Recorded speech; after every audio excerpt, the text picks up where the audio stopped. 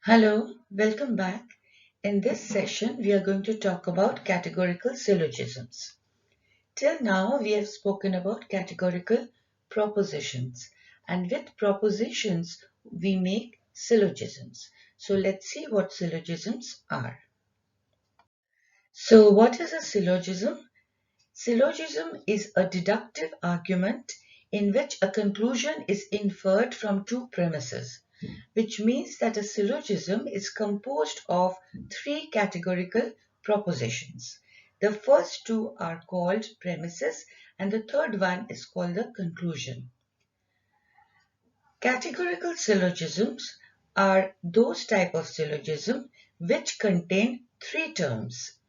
Each of the three terms will occur exactly in two of the propositions. This is a categorical syllogism. And what is standard form? It is a form in which a syllogism is said to be when its premises and conclusions are all standard form categorical propositions which are A, E, I, and O and are arranged in standard order. That is, the first proposition will be a major premise, the second will be the minor premise, and the third one will be the conclusion. We'll understand the situation with the help of a syllogism. The example you see in front of you is a proper example of a syllogism. Now we will understand the terms also. So consider this example. No heroes are cowards. Some soldiers are cowards. Therefore, some soldiers are not heroes. You see, there I have marked the different terms in the three different colors. For your convenience, you'll be able to understand. So the first two premises, the first two propositions, they are the premises. What are the premises? No heroes are cowards, some soldiers are cowards. These two are the premises. And what conclusion do we derive from these two premises? That is the third categorical proposition, which is some soldiers are not heroes. So all these three propositions together, they contain three terms. What are they? Heroes, soldiers, and cowards. Now, first you have to focus on the conclusion. Therefore, some soldiers are not heroes. In the conclusion, the predicate term, which is marked in red, that is heroes, that is called the major term of the syllogism. So the predicate of the conclusion is the major term. What is the minor term? The subject term of the conclusion, that is soldiers, is the minor term. And the third term, which does not occur in the conclusion, but we can see it in the premises, which is cowards. This word cowards is the middle term which does not occur in the conclusion, but we can see it in the two premises. So these are the three terms. The subject of the conclusion is the minor term. The predicate of the conclusion is the major term. And the third term, which does not occur in the conclusion, but it occurs in the two premises, is the middle term. The premises of a syllogism also have names. Each premise is named after the term that appears both in it and in the conclusion. The major term and the minor term must each occur in a different premise. So the premise containing the major term is called the major premise. For example, heroes is the major term. We have seen it occurred in the predicate position in the conclusion. So the premise containing the term heroes will be the major premise. It is a major premise not because it appears first, but only because it is the premise that contains the major term. It would be the major premise no matter in what order the premises are written. The premise containing the minor term is called the minor premise. In our example, soldiers is the minor term because it had occurred in the subject position in the conclusion. So the premise containing the term soldiers, some soldiers are cowards, will be our minor premise. It is the minor premise not because of its position, but because it is the premise that contains the minor term. So here is a chart which will help you remember the terms and their positions. So what is the major term? The major term is the predicate term of the conclusion. Which is the minor term? The subject term of the conclusion. And which one is the middle term? That term that appears in both premises but not in the conclusion.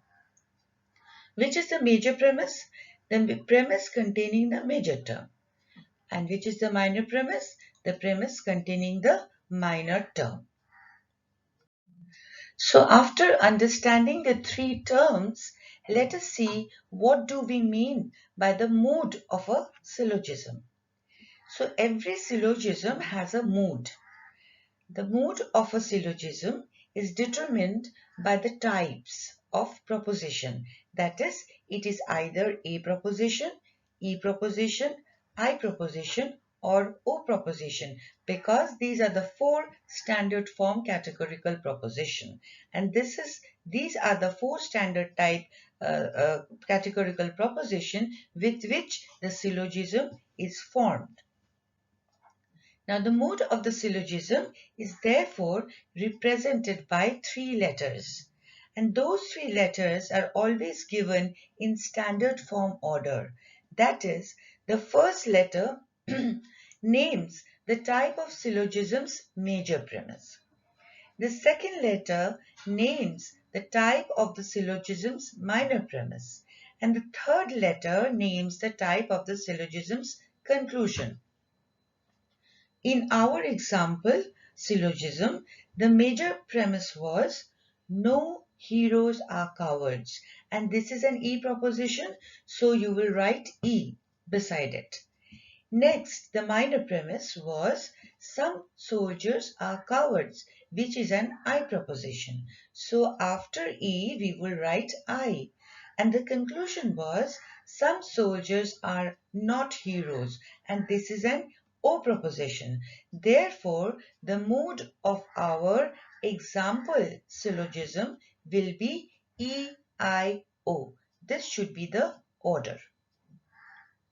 So here are some more pointers about the mood of a syllogism which you should keep in mind. So what is mood? It is a characterization of categorical syllogisms, and it is determined by the forms of the standard form categorical propositions it contains. And since how many propositions are there? Four. That is A, E, I and O. And each syllogism contains three such propositions. So it has been calculated that there is a possibility that there can be 64 moods. Each mood is identified by the three letters of its constituent propositions. Like the mood can be AAA, AAI, AAE, and so on and so forth. In this way, 64 combinations are possible. One question remains to be answered. How many moods can we list? There are four kinds of propositions that have to take three positions in such a manner that any proposition can occur in any of the four different ways: 0, 1, 2, and 3. When we compute all the possible arrangements, we arrived at 64. Thus, we have discovered a certain number of structures in which syllogistic arguments can be constructed. In other words, because of the combinations and the number of propositions, the total number of syllogistic structures that can be attained is computed to be 64. Now let us see what do we understand by the figure of a syllogism. A figure is determined by the position of the middle term in the premises of a standard form categorical syllogism. We have said that the middle term appears both in the major and the minor premise. Therefore, it is possible that it will have 4 different kinds of configurations, that is, positions. The syllogisms can have 4 and only 4 different type of figures. These figures are: the middle term may be the subject term of the major premise and the predicate term of the minor premise, or the middle term can be the predicate term of both the premises, or the middle term can be the subject term of both the premises, or the middle term can be the predicate term of the major premise and the subject term of the minor premise. There is no other type of configuration possible as far as the position of the middle term is considered. Now let's see how the position of the middle term may change in different syllogisms. Before that, you must remember that it is customary to write M for the middle term, S for the minor term, and P for the major term. Now in the syllogism in front of you, which is marked as A, I'm reading that all great scientists are college graduates. Some professional athletes are college graduates. Therefore, some professional athletes are great scientists. You first have to concentrate on the conclusion. The conclusion is, therefore, some professional athletes are great scientists. So obviously, the predicate term of the conclusion, which is great scientists, is the major term. And where does the major term great scientists occur? In the major premise. It says all great scientists are college graduates. The subject term of the conclusion, which becomes the minor term, and the minor term is professional athletes. You will find the minor term appearing in the minor premise because there it is said some professional athletes are college graduates. So in both the premises, we have found these two terms, professional athletes and great scientists. So what about the middle term? The remaining term, which we see in the premises but not in the conclusion, is the one and only college graduates. In the first syllogism, you will see the college graduates, this middle term, it appears in the predicate position of both the premises. Now consider the second syllogism. All artists are egoists. Some artists are paupers. Therefore, some paupers are egoists. If pauper is the minor term, egoist is the major term, then the middle term is artists. And in both the premises, artists, this middle term occurs in the subject position of the premises. Now, if we symbolize these two syllogisms in terms of S, P and M, what we will write? The A syllogism will be symbolized as all P is M, some S is M, therefore some S is P. You will notice that in the conclusion always we will find S and P, the minor term and the major term. In the conclusion you can not find M, which is the middle term. And in the second syllogism, it can be symbolized as all M is P, some M is S, therefore some S is P.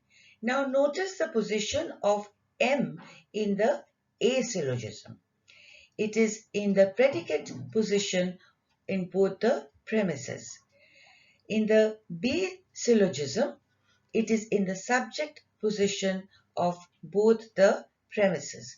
So in this way, the middle term can change its position, and it is very important to understand the position of the middle term, because otherwise you will not be able to say what is the figure of the syllogism that you have been given. Now, based on the position of the middle term, that is M, the four figures of categorical syllogisms can be drawn like this. So these are the four figures which are possible in a syllogism based on the position of the middle term M.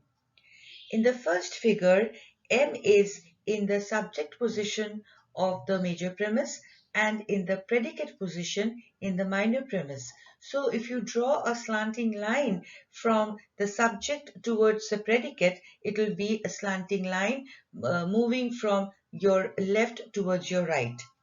Similarly, in the second figure, M occurs in the predicate position in both the premises. So it is like the closing of the second bracket. In the third figure, the M occurs in the subject position of both the premises. So it is like the opening of the second bracket. And in the fourth figure, M occurs in the predicate position of the major premise and in the subject position of the minor premise. So if you draw a line from the major premise towards the minor premise, it is going to be a line which is moving from your right towards your left. So if you remember this image, it will be very easy for you to immediately understand what figure the syllogism is in. So the first one is the first figure. The closing of the second bracket is the second figure. The third one is the opening of the second bracket, and the fourth one is the fourth figure. So let us try to solve some examples from your textbook. So the question is, rewrite each of the following syllogisms in standard form and name their mood and figure. And the question is, some evergreens are objects of worship because all fir trees are evergreens and some objects of worship are fir trees.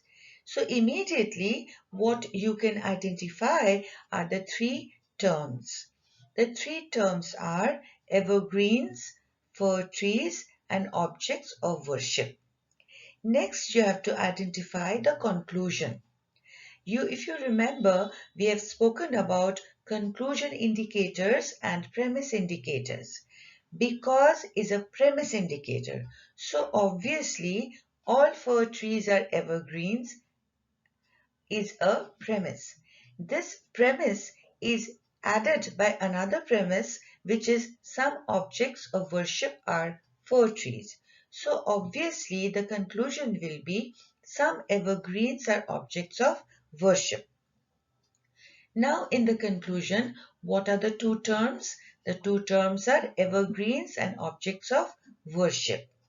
We will have to identify the proposition which contains the predicate of the conclusion, because that will be the major term, and the major term must occur in the major premise. So our major premise will be some objects of worship are fir trees. Similarly, in the conclusion, the minor term is evergreens, and the proposition which contains the minor term will be the minor premise, and the minor premise will be all fir trees are evergreens. And what about the middle term? The term which is left out in the conclusion will be the middle term, and that middle term is fir trees. You will notice that fir trees appears in the predicate position in the major premise and in the subject position in the minor premise.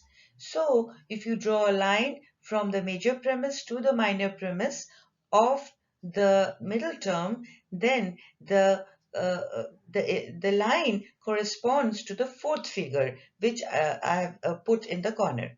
It corresponds to the fourth figure. So you can immediately understand that this syllogism it belongs to the fourth figure. And what about the mode? The first major premise is an I proposition. The minor premise is the A proposition, and the conclusion is the I proposition. So the answer will be IAI 4. And when you've written the syllogism in standard form, then it should be written like this. Some objects of worship are fir trees. All fir trees are evergreens, therefore some evergreens are objects of worship. The next one, all artificial satellites are important scientific achievements. Therefore, some important scientific achievements are not US inventions in as much as some artificial satellites are not US inventions. Now, the presence of the word therefore immediately tells us which one should be the conclusion. So the conclusion is some important scientific achievements are not US inventions. The predicate term of the conclusion is US inventions. So the major term is also US inventions. And the major premise therefore will be some artificial satellites are not US inventions. Similarly, the predicate term in the conclusion is important scientific achievements. And the minor premise therefore will be all artificial satellites are important scientific achievements. The term which has been left out in the conclusion is artificial satellites. In both the premises, artificial satellites, the middle term occurs in the subject position, that is in the form of the opening of the second bracket, which immediately should tell you that this is the third figure. The next one, no television stars are certified public accountants, but all certified public accountants are people of good business sense. It follows that no television stars are people of good business sense. Now the words it follows that immediately tells us which one is the conclusion. So the conclusion is no television stars are people of good business sense. From reading the conclusion, we can understand which one is the major term. The major term is good business sense. So, our major premise will be all certified public accountants are people of good business sense. The minor term in the conclusion is television stars. So, our minor premise will be no television stars are certified public accountants. Now, the term which is not mentioned in the conclusion is certified public accountants.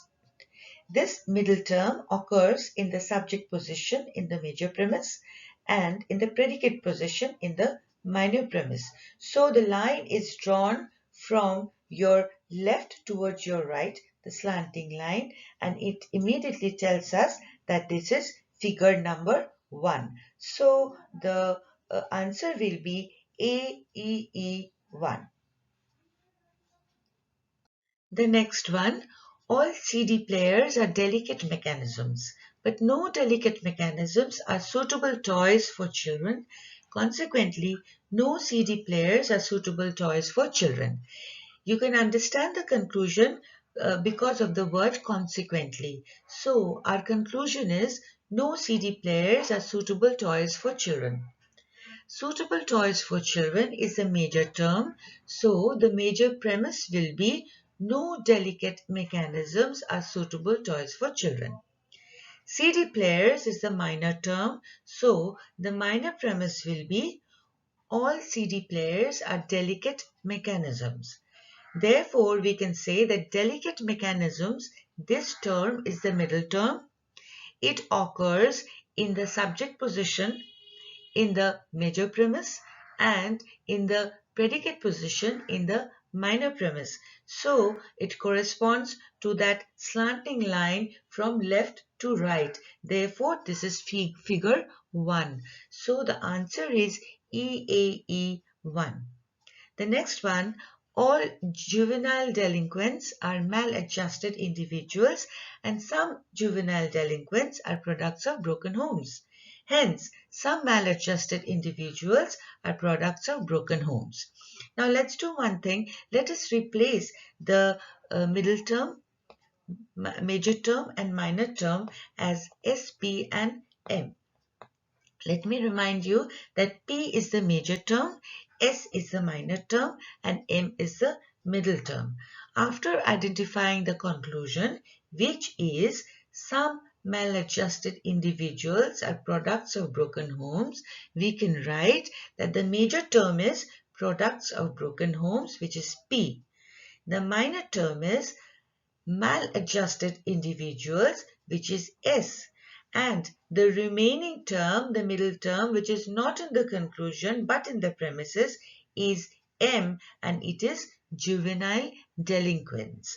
Now, if we symbolize the entire syllogism, it will become like this. Some M is P, all M is S, therefore some S is P. The position of M is in the subject term of both the premises. So the symbolization is like you have to write, it is the third figure. In the third figure, it is like the opening of the second bracket as far as the position of the middle term is concerned. So the answer will be IAI 3. Here is the next one. No stubborn individuals who never may admit a mistake are good teachers. So, because some well-informed people are stubborn individuals who never admit a mistake, some good teachers are not well-informed people. Your first task is to identify the conclusion. Once you identify the conclusion, all your problems will be solved. I can understand that identifying the conclusion is a bit tricky for you, and so you have to reason like this, that what is the proposition, what is the assertion which is being made in the argument. So some assertion is being made and some reasons are given for that assertion. So no stubborn individuals who never admit a mistake are good teachers. So therefore that means this first part of the this sentence is a reason. Then we get another reason, because some well-informed people are stubborn individuals who never make a mistake. This also seems to be another reason. So both of these are reasons. Reasons means they are going to be premises and not conclusions. Now, based on these two reasons, what is being asserted? It is being asserted that some good teachers are not well-informed people. Therefore, we can say that the conclusion will be some good teachers are not well-informed people. Once you have identified the conclusion, it will be easy for you to identify the major term and the minor term. The major term will be well-informed people, which is P, and the minor term will be good teachers, which is S. Now, where is P appearing? P is well-informed people. So, your major premise will be some well-informed people are stubborn individuals who never admit a mistake. And where do you get S, which is good teachers, which is going to be your minor premise? And the minor premise, therefore, will be no stubborn individuals who never admit a mistake are good teachers. So you will see that the middle term which is left out in the conclusion is stubborn individuals who never make a mistake. So the position of the middle term in the major premise is in the predicate position, and in the minor premise the middle term occurs in the subject position. Now if you draw a line from the major premise to the minor premise, it will be a slanting line going from the right towards your left. So we can say that this is the fourth figure. So your answer will be IEO 4. That's all for now. I hope you have understood whatever we have discussed in this video. In our next session, we are going to talk about the formal nature of syllogistic arguments, and we are also going to learn how to draw Venn diagrams, because we are going to apply Venn diagrams in order to test the validity of syllogisms. So don't miss that video. Thank you for joining. Bye bye.